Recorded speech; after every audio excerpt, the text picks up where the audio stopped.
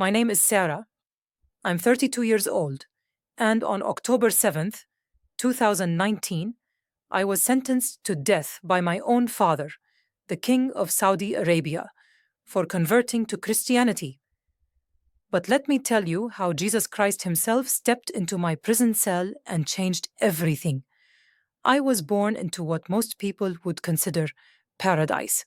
The royal palace in Riyadh stretched across acres of marble floors and golden fixtures, with servants attending to my every need before I could even voice it.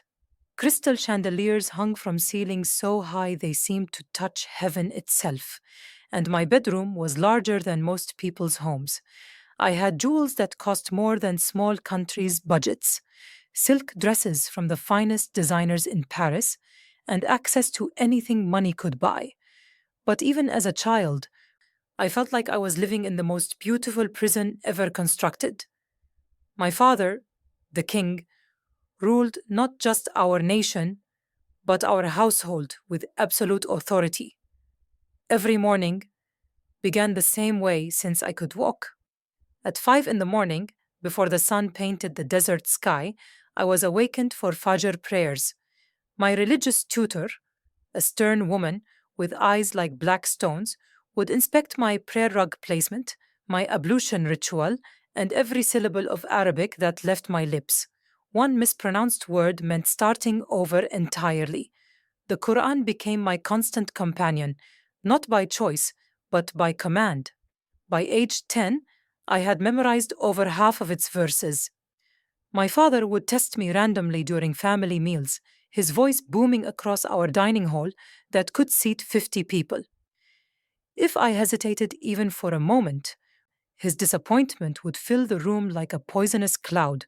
The Queen Mother, my stepmother, would simply stare at her plate, never daring to intervene when father's religious fervor took control. My days were structured down to the minute. Islamic theology classes from 8 to noon. Arabic literature focused entirely on religious texts from 1 to 4. Prayer times that could not be delayed or shortened under any circumstances. Evening sessions with religious scholars who filled my head with rules, regulations, and the constant reminder that my role as a princess meant being an example of Islamic perfection to our people. Have you ever had everything the world says should make you happy, but felt completely empty inside? That was my existence for the first 16 years of my life. I had tutors for languages, mathematics, and history, but every subject somehow circled back to Islamic teachings. I learned about great civilizations, but only in context of how Islam had influenced or would have improved them. I studied science, but always with the disclaimer that Allah's will superseded any human discovery. The palace itself felt like a golden cage. Yes, I could walk through gardens that rivaled those of ancient Babylon, with fountains that danced to music and flowers imported from every corner of the earth. But I could never walk alone. Palace guards, disguised as gardeners or maintenance staff, watched my every move. My conversations were monitored, my computer usage tracked, and my phone calls recorded for security purposes, they claimed. My father had already begun planning my future when I turned 15. Strategic marriage discussions happened around me as if I were a piece of property to be traded. Potential husbands were evaluated based on their political connections, religious devotion, and ability to strengthen our family's power. Love was never mentioned. My happiness was irrelevant. My purpose was to bear sons who would continue our Islamic dynasty, and daughters who would make similarly strategic marriages. The breaking point came during an advanced Islamic theology class when I was 17. My tutor was explaining the concept of eternal paradise, describing how faithful Muslim women would be rewarded in the afterlife. But something about his explanation felt hollow, mechanical, like he was reciting a script he had memorized but never truly believed. I found myself asking questions that surprised even me. Why did our prayers feel like obligations rather than conversations? Why did I feel more fear than love when thinking about Allah? Why did the promise of paradise sound more like a business transaction than a gift of love? My tutor's face turned red with anger at my questions. He accused me of being influenced by Western corruption and immediately reported my doubts to the palace religious council. That night, alone in my massive bedroom, with its silk curtains and Persian rugs, I felt more isolated than I had ever felt in my life. I looked out my window at the city lights of Riyadh spread below like fallen stars, and wondered if there was something more than this existence of rules, fear, and empty rituals. I wondered if God, whoever he really was, actually cared about the condition of my heart rather than just the position of my body during prayer. The emptiness inside me had grown so large that no amount of luxury could fill it. I owned everything and felt like I had nothing. I was surrounded by people who claimed to love me, but who would abandon me instantly if I stepped outside the boundaries they had drawn around my life. I was living in paradise and dying inside, suffocating under the weight of expectations that felt more like chains than guidance. Ask yourself this question that haunted my teenage years. If following your religion feels more like slavery than freedom, more like performing than believing, what does that tell you about the condition of your soul? I didn't have an answer then, but I knew something was terribly wrong with a faith that demanded everything but gave nothing back except fear and emptiness. Little did I know that my questions were about to lead me down a path that would cost me everything I had ever known, but would also give me everything I had ever truly needed. My first real encounter with Christianity came through the most unexpected source. Every few months, our palace hosted diplomatic receptions where foreign ambassadors and their families would attend formal dinners with the royal family. These events were carefully choreographed performances where I was expected to smile graciously, speak only when spoken to, and represent the perfect Islamic princess to the world. During one such reception in early 2018, I found myself seated next to the wife of the British ambassador. She was a woman in her 50s with kind eyes and a gentle manner that immediately set her apart from the usual diplomatic crowd. While most guests spoke in careful, measured tones about politics and trade agreements, she asked me about my personal interests and dreams with genuine curiosity. When she mentioned that she taught Sunday school at an international church in Riyadh, something inside me sparked with interest I couldn't explain. I had never heard anyone speak about their faith with such joy and peace. When she described how her relationship with Jesus brought her comfort during difficult times, her entire face seemed to glow with an inner light I had never seen before. That night, after the reception ended and the palace returned to its usual quiet routine, I couldn't stop thinking about our conversation. The ambassador's wife had mentioned Jesus not as a distant deity to be feared, but as a personal friend who cared about every detail of her life.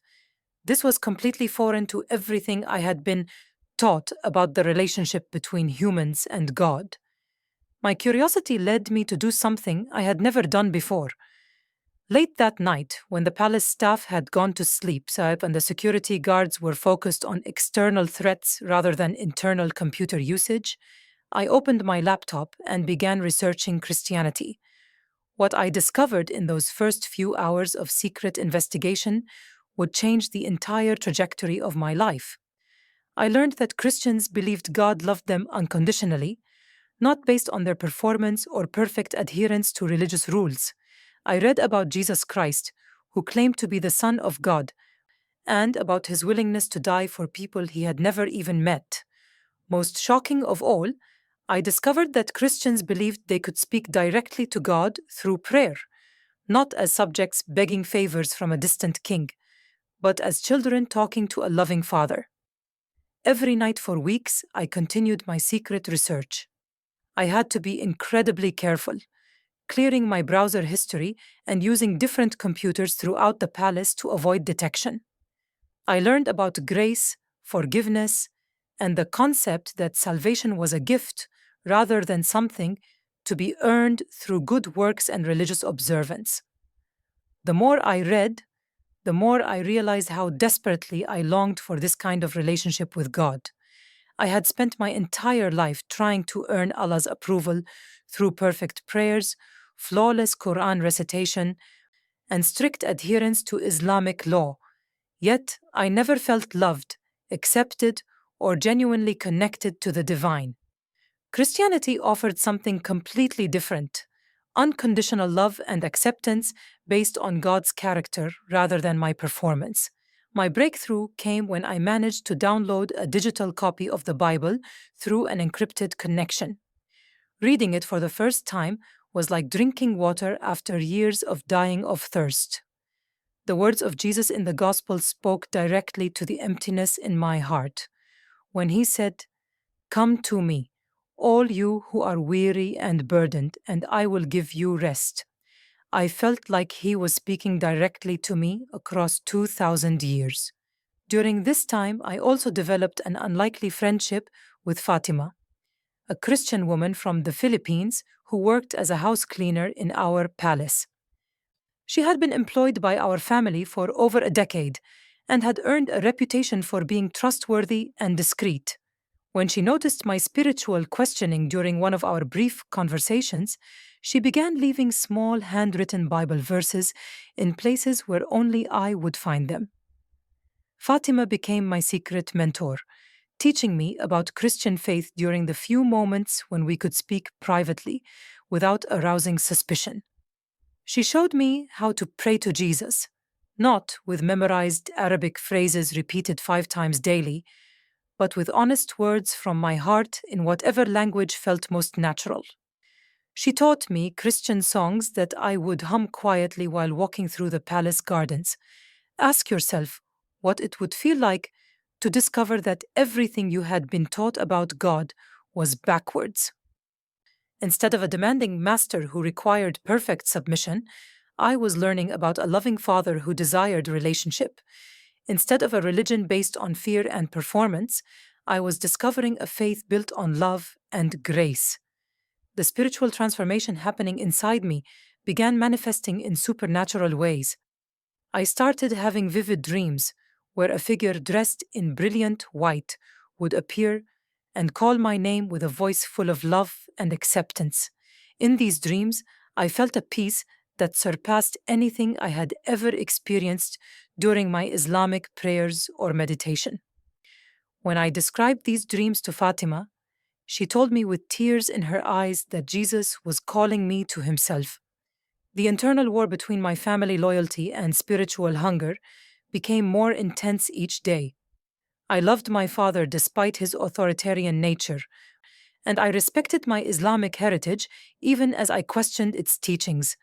But the pull toward Christianity grew stronger with each secret Bible reading and each whispered prayer to Jesus.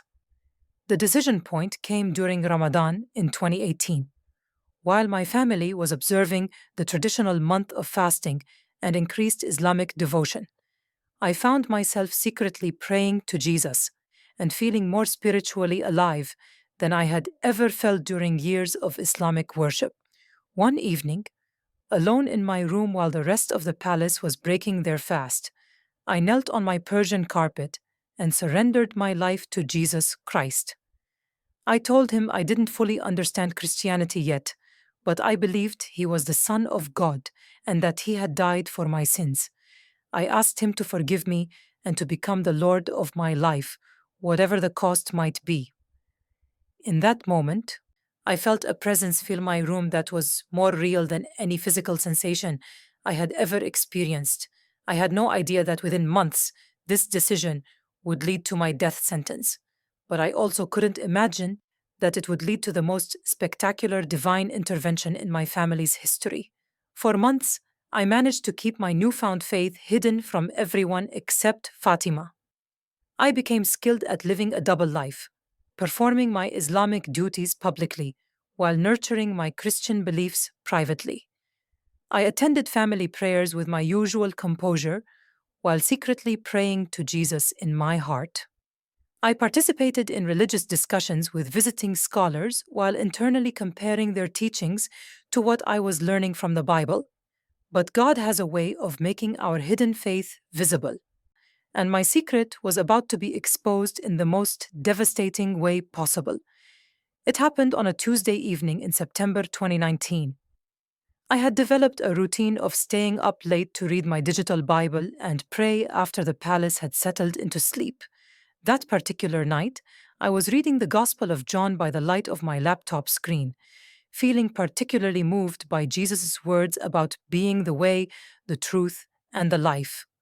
Without thinking about the security cameras that monitored even our private quarters, I closed my laptop, knelt beside my bed, and began praying aloud to Jesus. I thanked him for the peace he had brought to my life, asked him to help me find a way to live openly as a Christian, and surrendered my future completely to his will. For 20 minutes, I poured out my heart in prayer, speaking to Jesus as naturally as I would speak to a beloved friend. It was the most authentic spiritual experience of my life, and it sealed my fate. Unknown to me, the palace security system recorded everything.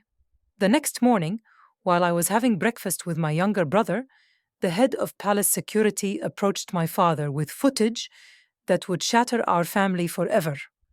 Within an hour, my world collapsed completely. The religious council stormed into my private quarters without warning. Chief scholar Abdul Rahman, a man whose stern face had terrified me since childhood, led a group of 5 religious authorities directly into my bedroom. They moved with the fury of men who had discovered the ultimate betrayal, tearing through my belongings like investigators searching for evidence of treason. They found my hidden Christian materials immediately. The printed Bible verses that Fatima had given me, carefully concealed inside my jewelry box, were discovered and held up like weapons. My laptop was seized and its contents examined while I stood frozen in the center of my room, still wearing my silk nightgown, watching my carefully constructed secret world crumble before my eyes.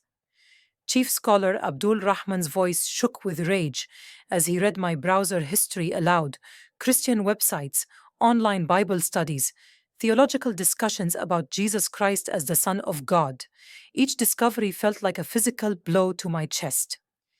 When he found my downloaded Bible, his face turned purple with fury that I had never witnessed before, even from my father during his worst moments. The confrontation with my father was the most painful experience of my life up to that point.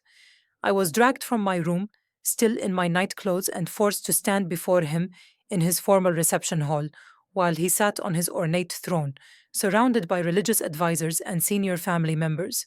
The disappointment in his eyes was more devastating than his anger. He spoke in Arabic, his voice echoing off the marble walls like thunder.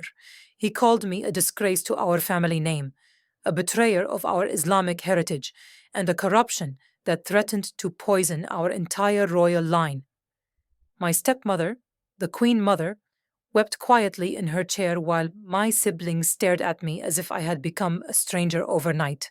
The formal charges were read like a death warrant: apostasy from Islam, embracing Christianity, dishonoring the royal family, endangering the spiritual welfare of the kingdom. Each charge carried severe consequences under Sharia law, but together they demanded only one possible sentence. When they demanded that I renounce Christianity and return to Islam, I surprised myself with my response. Despite the terror coursing through my body, despite knowing that my answer would determine whether I lived or died, I could not bring myself to deny Jesus. The words came from somewhere deeper than my conscious mind, powered by a strength that was not my own. I told my father that I respected him and loved our family, but I could not deny the truth I had found in Jesus Christ. I explained that Christianity had filled the emptiness in my soul that years of Islamic practice had never touched. I shared how Jesus had brought me peace, purpose, and genuine love for God for the first time in my life. My honesty only fueled their rage, Chief scholar Abdul Rahman declared that I had been corrupted by Western influences and that immediate action was required to prevent my apostasy from spreading to other family members. He recommended the harshest penalty available under Islamic law. Now imagine choosing death over denying what you know is true in your heart. That was the impossible decision I faced in that marble hall, surrounded by the most powerful religious authorities in our nation. Every instinct screamed at me to take back my words, to claim it had all been a mistake or temporary confusion. My survival depended on a simple lie, a momentary denial that would save my life and restore my position. But I discovered that some truths become so much a part of you that denying them would be like denying your own existence. Jesus had become more real to me than my own breath, and I could not betray him, even to save my own life. On October 7th, 2019, my father pronounced my death sentence with tears streaming down his face. I was to be executed within 2 weeks for the crime of apostasy, abandoning Islam for Christianity. As palace guards led me away to the dungeon beneath our family home, I realized that my decision to follow Jesus had cost me everything I had ever known. But I also realized that I had never felt more alive, more certain, or more at peace than I did walking toward what everyone believed would be my death. The palace dungeon was a place I never knew existed beneath my childhood home. Located 3 levels below the main floors, it felt like descending into the bowels of the earth itself. The walls were rough stone, cold and damp, with only a small barred window near the ceiling that allowed a sliver of desert sunlight to penetrate the darkness. My cell was barely large enough to lie down in, with a thin mat on the floor and a bucket in the corner. For 13 days, I lived in that underground tomb, while my execution date approached with relentless certainty. The palace religious council took turns visiting me, attempting to break my resolve through a combination of theological arguments, emotional manipulation, and psychological pressure. They brought Islamic scholars from across the kingdom, men renowned for their ability to convince apostates to return to the faith. Chief scholar Abdul Rahman led most of these sessions, arriving each morning with different strategies to shake my conviction. Sometimes he appealed to my love for family, describing how my death would devastate my younger siblings and bring shame upon our royal lineage for generations. Other times he used fear, painting vivid pictures of eternal damnation that awaited Christians who rejected the true path of Islam. But the most difficult moments came when my father visited. Unlike the religious authorities who approached me with anger and condemnation, he came with grief that broke my heart into pieces. He would sit on a small stool outside my cell, his powerful frame somehow diminished by sorrow, and beg me to reconsider. He spoke of his love for me, of the bright future we had planned, of the political marriages that could strengthen our kingdom.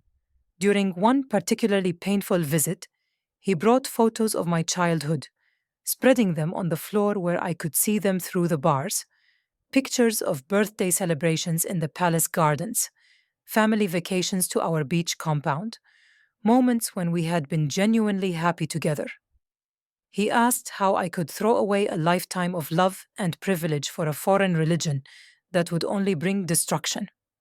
I tried to explain to him that Christianity had not destroyed my love for family, but had actually increased it by teaching me what unconditional love truly meant.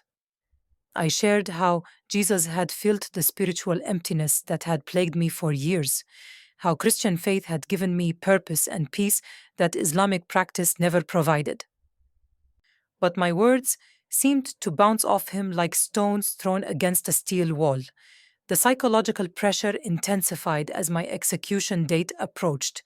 They deprived me of sleep by conducting interrogations at all hours of the night. They played recordings of my siblings crying and begging me to renounce Christianity. They brought in former Christians who claimed to have returned to Islam, urging me to follow their example before it was too late. Yet, Through all of this torment, my faith in Jesus never wavered. Instead, it grew stronger with each passing day. I discovered that persecution had a way of purifying belief, burning away everything superficial and leaving only what was absolutely essential. In that dark cell, stripped of every earthly comfort and facing imminent death, I found a deeper relationship with Christ than I had ever experienced in the luxury of my palace bedroom. My prayers became more honest, more desperate, and more trusting than they had ever been before. I talked to Jesus as if he were physically present in the cell with me, sharing my fears, my hopes, and my complete dependence on his will for my future. I sang Christian songs that Fatima had taught me, their melodies echoing off the stone walls and filling the dungeon with unexpected worship. The final night before my scheduled execution was October 20th, 2019. As darkness fell over the palace above me, I knew that sunrise would bring my death. The executioner had already been summoned, the location prepared, and the religious witnesses notified. According to Islamic law and royal protocol, my life would end at dawn. That night, I experienced the most profound spiritual encounter of my entire existence. As I knelt on the cold stone floor, I poured out my heart to Jesus in what I believed would be my final prayer. I thanked him for revealing himself to me, for giving my life meaning and purpose, and for the privilege of suffering for his name. I asked him to comfort my family after my death and to somehow use my testimony to draw others to himself. Then I did something that surprised even me. Instead of begging for rescue or pleading for my life to be spared, I surrendered completely to his will.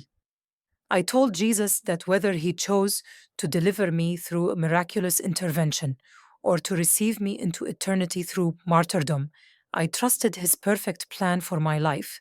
Have you ever reached a place where you trusted God so completely that even death held no terror? That was where I found myself in those final hours. The peace that filled my heart was not human courage or stubborn defiance, but a supernatural calm that could only come from absolute confidence in Christ's love and sovereignty. At approximately 3 in the morning, as I was praying with my eyes closed, the atmosphere in my cell changed dramatically. The air became thick with a presence I could feel more than see, and a light began to grow in the darkness, even though no lamp or torch had been lit. When I opened my eyes, I saw a figure standing in the corner of my cell that took my breath away. Jesus Christ himself was standing before me, radiating a light that was somehow both gentle and overwhelming. His appearance was exactly as I had imagined from reading the Gospels, yet more magnificent than any human description could capture. His eyes held love deeper than any ocean, and his presence filled the small space with power that made the stone walls seem as fragile as paper. He spoke my name with a voice that resonated through every fiber of my being. He told me that he had heard every prayer I had prayed in that dungeon, that my suffering had not gone unnoticed, and that he was about to demonstrate his power in a way that would shock everyone who had condemned me to death. He assured me that my faith had pleased him, and that my willingness to die, rather than deny him, had moved the heart of God himself to action. Then he told me something that seemed impossible. My father's heart was about to be changed, and my death sentence would be transformed into a testimony of divine intervention that would impact far more people than my martyrdom ever could. In that moment, I understood that God's plan was bigger than my individual salvation and more magnificent than I had ever dared to imagine. When dawn broke on October 21st, 2019, I awoke in my cell with a peace that defied all human logic. The supernatural encounter with Jesus had left me completely transformed, not with the fear of impending death, but with anticipation of witnessing God's power in action. I could hear the palace stirring to life above me, preparing for what they believed would be my final morning. At 6 in the morning, the executioner arrived at my cell. He was a man I had never seen before, brought in from outside the palace specifically for this purpose. His face was masked according to tradition, but his eyes revealed someone who had performed this duty many times before. He unlocked my cell door and gestured for me to follow him to the courtyard where my sentence would be carried out. As we walked through the underground corridors toward the stairs that would lead to my death, I found myself silently praising Jesus rather than pleading for rescue. The confidence he had given me during our encounter made me absolutely certain that whatever happened next was part of his perfect plan. Whether I died as a martyr or lived to tell this story, I knew that God's purposes would be accomplished. But as we reached the bottom of the staircase leading up to the palace courtyard, everything changed in an instant. Palace guards came running down the stairs, their faces filled with confusion and urgency. They told the executioner to stop immediately and return me to my cell. The king had called off the execution at the last possible moment. The executioner was visibly frustrated, having traveled from another city specifically for this purpose, but royal commands could not be questioned. As I was led back to my dungeon, I could hear commotion throughout the palace above. Servants were running through corridors, voices were raised in urgent conversation, and an atmosphere of crisis had replaced the somber preparation for execution that had characterized the morning. Within an hour, Chief Scholar Abdul Rahman arrived at my cell, but his demeanor was completely different from any of his previous visits. Instead of the confident authority he had always projected, he appeared shaken and uncertain. He unlocked my cell door and asked me to accompany him to my father's private chambers immediately. When I entered my father's bedroom, I found him sitting on the edge of his bed, still wearing the clothes he had worn the day before. His face was pale, and his hands were trembling slightly. The Queen Mother sat in a chair nearby, her eyes red from crying, while my younger brother stood by the window looking confused and frightened. My father looked at me with an expression I had never seen before. Gone was the anger and disappointment that had characterized our interactions since my arrest. Instead, his eyes held something that looked almost like fear mixed with awe. When he spoke, his voice was barely above a whisper. He told me that he had experienced the most vivid and terrifying dream of his entire life during the night. In this dream, he found himself standing in a place of brilliant light where a figure he somehow knew was Jesus Christ confronted him directly. This figure, radiating authority that made my father feel like a child, warned him that if he proceeded with my execution, divine judgment would fall upon our entire family and kingdom. According to my father, Jesus had spoken to him with perfect clarity, telling him that I was under divine protection and that my faith was genuine rather than rebellious. The dream Jesus had shown him visions of what would happen if my execution proceeded, plagues upon our land, political upheaval, and the eventual downfall of our royal dynasty. But he had also shown an alternative future where mercy would lead to blessing and divine favor. The most shocking part of my father's account was that Jesus had revealed specific details about my private prayers and conversations with him that no human being could have known. Jesus had told my father about my willingness to die rather than deny my faith, about my prayers for my family's salvation, and about my desire to see our entire kingdom come to know the truth about God's love. But my father's dream was only the beginning of God's intervention. While he was still processing this supernatural encounter, he received urgent calls from government officials about unprecedented international pressure regarding my case. Embassy representatives from multiple Christian nations had somehow learned about my situation and were demanding immediate meetings with our foreign ministry. Have you ever seen the impossible become possible when God intervenes? That morning, as my father recounted these events, I witnessed the power of divine intervention, reshaping circumstances that seemed absolutely fixed and unchangeable. Nations that had never shown concern for internal Saudi affairs were suddenly applying diplomatic pressure that my father could not ignore without risking serious international consequences. But the most dramatic development came when my father himself fell gravely ill immediately after his dream. He had awakened with severe chest pains and difficulty breathing that palace physicians could not explain or treat effectively. Multiple medical examinations revealed no physical cause for his symptoms, yet he remained in significant distress throughout the morning. It was the palace imam, a man who had supported my death sentence, who finally made the connection between my father's mysterious illness and the divine warning from his dream. He suggested that God might be demonstrating his displeasure with the planned execution, and that mercy rather than judgment might restore the king's health. My father made a decision that shocked everyone present. He officially commuted my death sentence to immediate and permanent exile from Saudi Arabia. I would be stripped of my royal title, my inheritance, and my family name. But I would be allowed to leave the country alive. The commutation was to take effect immediately, giving me exactly 48 hours to leave Saudi soil forever. The moment my father announced this decision, his mysterious illness began to subside. His breathing normalized, the chest pains disappeared, and his color returned to normal. The palace physicians, who had been baffled by his condition just hours earlier, could find no trace of the symptoms that had nearly required emergency hospitalization.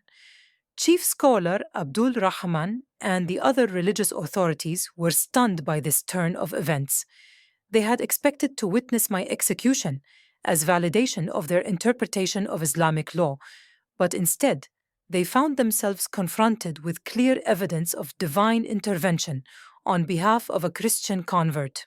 As I was led back to my cell to await preparation for exile, I reflected on the miraculous reversal that had occurred in less than 24 hours. Jesus had kept his promise exactly as he had given it during our encounter. My life had been spared, my father's heart had been changed, and God's power had been demonstrated in a way that no one in the palace could deny or explain away. The 48 hours I had to prepare for permanent exile passed like a whirlwind of emotions and difficult decisions. Everything I had ever known, every relationship that had shaped my life, every comfort I had taken for granted, was about to disappear forever. Yet underneath the natural grief of leaving my homeland, I felt an unshakable peace that could only come from knowing I was walking in God's perfect will. My mother, who had remained silent during the religious council meetings and my father's pronouncement of exile, came to see me privately on my final day. She entered my room, where I was packing a single suitcase with the few personal items I would be allowed to take. Her face was swollen from crying, and she could barely speak through her tears. She told me that while she could not understand my decision to abandon Islam, she had seen something in my eyes during the trial that she had never seen before, a peace and certainty that reminded her of her own mother, who had possessed an unshakable faith that sustained her through every difficulty. My mother said she did not know if my faith was right or wrong, but she could not deny that it had transformed me in ways that seemed genuinely positive. Our goodbye was the most painful moment of my entire experience. She held me like she had when I was a child, afraid of thunderstorms, and whispered prayers in Arabic for my protection and happiness wherever life might take me.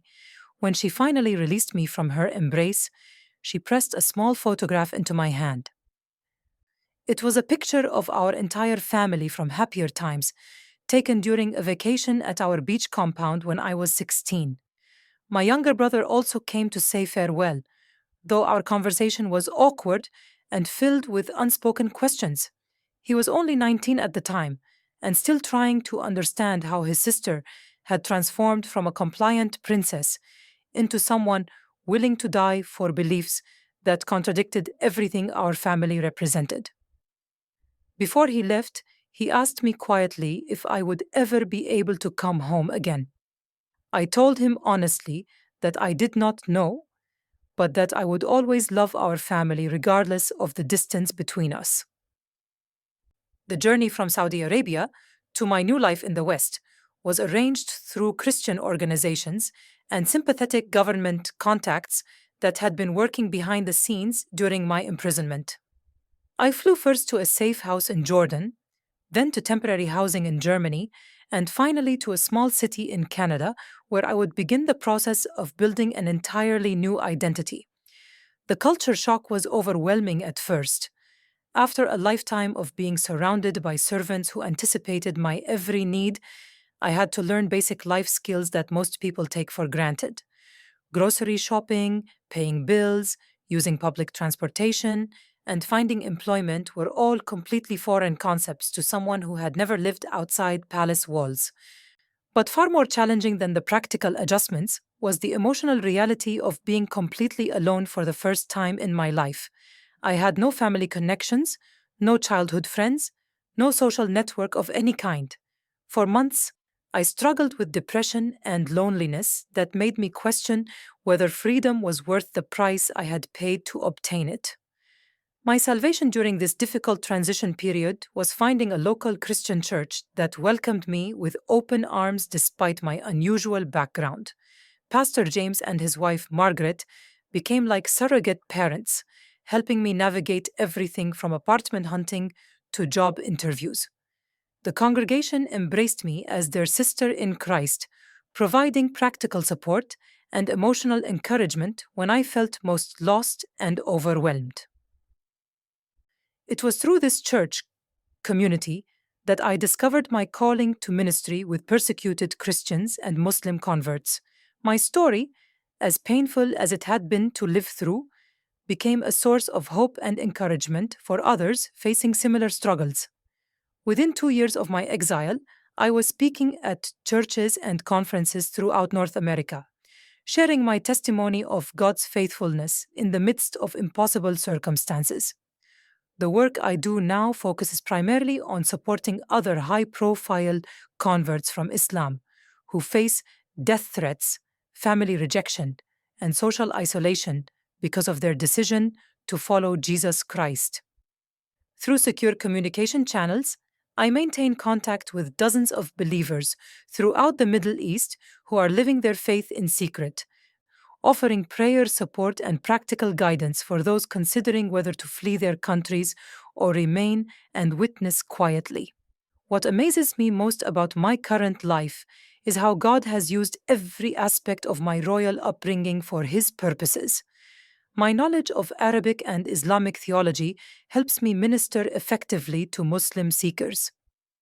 My understanding of Middle Eastern culture and politics enables me to navigate complex family dynamics with other converts. Even my experience with wealth and privilege prepared me to counsel other high profile believers who struggle with the cost of following Christ. The financial sacrifice of my conversion has been enormous. I went from having unlimited access to wealth to working entry level jobs to support myself.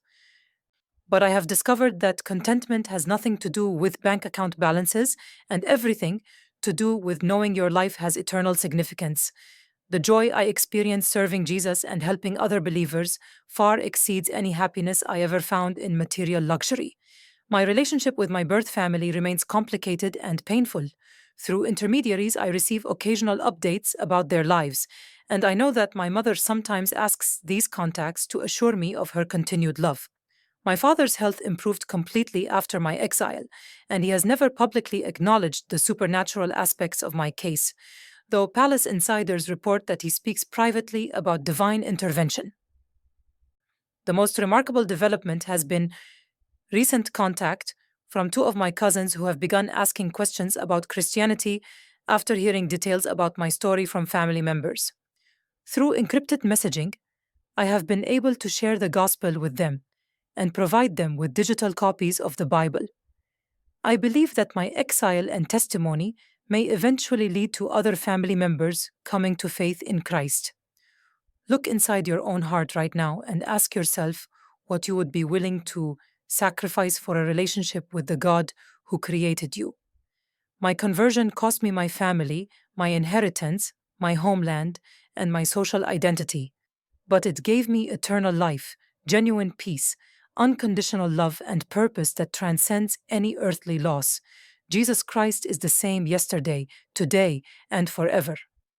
The God who intervened supernaturally to save my life in a Saudi palace dungeon is still performing miracles today for anyone who calls upon his name with genuine faith. He sees your struggles, hears your prayers, and has plans for your life that are better than anything you could imagine for yourself. If you have never surrendered your life to Jesus Christ, I am asking you to consider making that decision today. If you are already a believer, but facing persecution or difficult circumstances because of your faith, I want to encourage you that God has not forgotten you and that He will demonstrate His faithfulness in ways that will amaze you. You can reach me for prayer or spiritual guidance through the ministry contact information that will be provided at the end of this testimony. Whether you are a Muslim seeking truth, a Christian facing persecution, or simply someone who needs to know that God still performs miracles, please do not hesitate to reach out. My story is ultimately not about my courage or sacrifice, but about a God whose love is so powerful that He will move heaven and earth to rescue even one lost soul who cries out to Him in faith.